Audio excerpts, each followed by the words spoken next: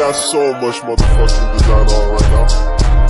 Bring it down, bring it back, make it clap. I got 3 old guys, I'm the block, bitches on my line, and you know. Bismillahirrahmanirrahim. Assalamualaikum warahmatullahi wabarakatuh. Perkenalkan, nama saya Ferdi Pajordin dari kelas TPLE 07. Assalamualaikum warahmatullahi wabarakatuh. Perkenalkan, nama saya Fadli Hidayat dari kelas TPLE 027. Sekarang kita lanjut ke materi selanjutnya yang bakal kita bahas. Enjoy for watch.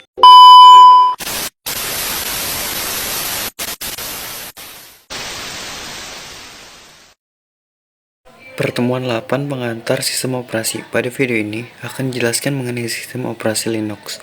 Yang pertama, mengetahui dan mempelajari tentang sistem operasi Linux.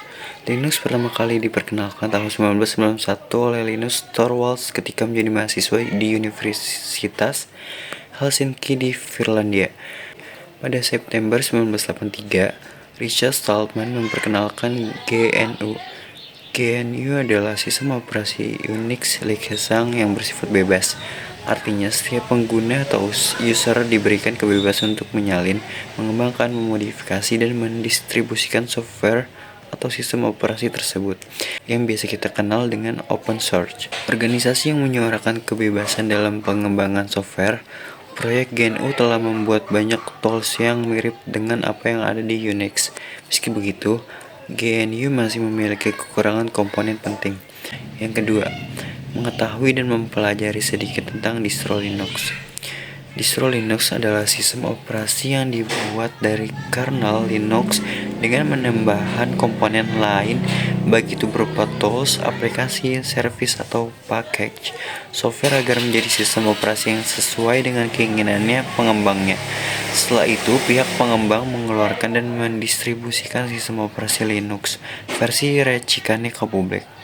Hasil pengembangan inilah yang biasa kita disebut dengan distro atau Linux distribution. Dalam tahap pengembangan distro Linux biasa dikembangkan di atas distro lainnya.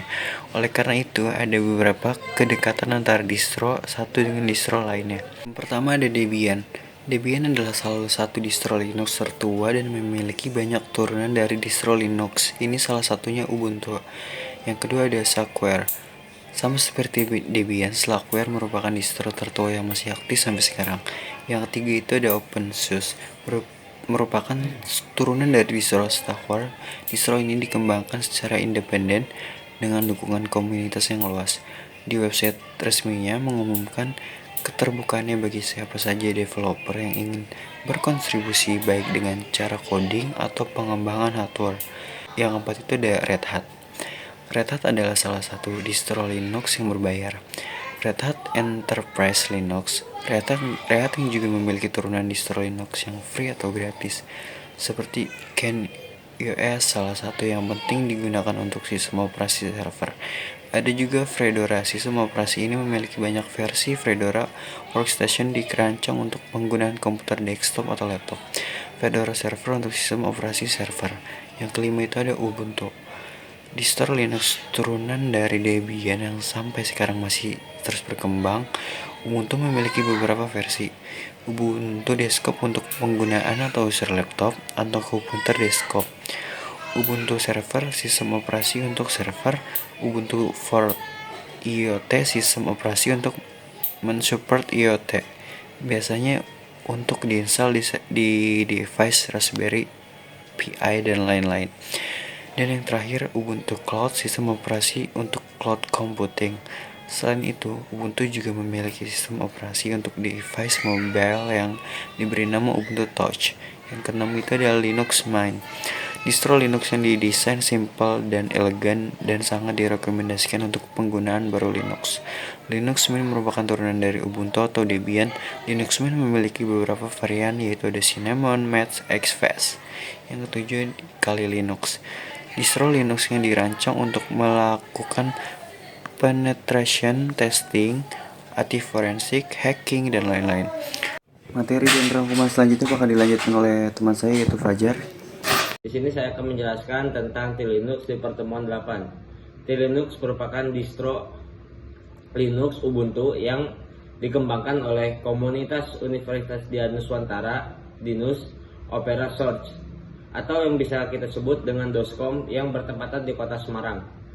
Linux berorientasi untuk di dunia pemrograman yang sudah ada ide installer yang diinstalnya khusus untuk coding. Linux ini diambil dari kata-kata green tea dan oolong tea dan yang lain-lain. Yang kedua adalah Linux Blank On. Distro Linux yang dikembangkan Yayasan Penggerak Linux untuk memenuhi kebutuhan pengguna komputer, khususnya untuk dunia pendidikan, kantor, dan pemerintah. Yang ketiga ada Dracos, distro Linux yang dikembangkan untuk penetration testing, hacking, dan lain-lain. Seperti halnya Linux di dalam sistem Dracos sudah terinstall tools untuk hacking secara default. Dan masih banyak lagi distro Linux buatan Indonesia yang layak untuk kita gali sepenuhnya. Mungkin itu saja yang bisa saya sampaikan. Bila topik walidaya. Assalamualaikum warahmatullahi wabarakatuh.